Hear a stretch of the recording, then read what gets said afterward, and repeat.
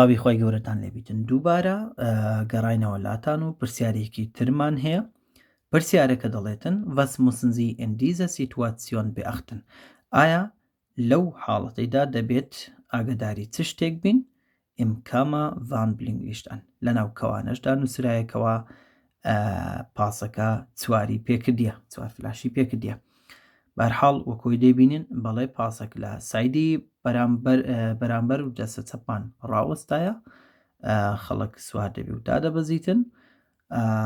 وەڵامەکان دەڵێن Sie dürfen in keinem Fall vorbeifahren، بە هیچ شێوەیەک ناتوانی کەوا لە پاسەکە تێپەڕی، ئەوەیان ناکرێتن بەڵکو دەتوانی، بەڵام بەو شێوازانەی کەوا وەڵامە ڕاستەکان دەیڵێن.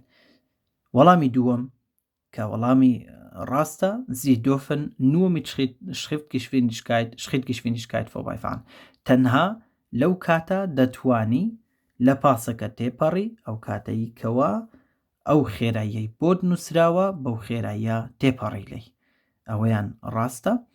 و هەروەها سێم وەڵامیش کە دووەم وەڵامی ڕاست دەکاتن Sie dürfen nur vorbeifahren، تەنها ئەو کاتە بۆمان هەیە لێی تێپەڕین wenn eine Gefährdung von Fahrgästen ausgeschlossen ist، کاتێک کەوا مەترسی لەسەر ئەو کەسانەی کە هەم دادەبەزن و هەم سواری پاسەکەش دەبن، مەترسی لەسەرەوان نەبیتن، ئەو کاتە دەتوانی لێی تێپەڕی. ئەو دووە وەڵامە ڕاستە. با تەماشاکەن بێکەوە. بەڵێ هیوادارم سەرکەوتوو بن. تکایە لایک و شێر لەبیر مەکەن بۆ ئەوەی هەموو کەسێک سوودمان بێتن. خواتان لەگەڵ بیتن.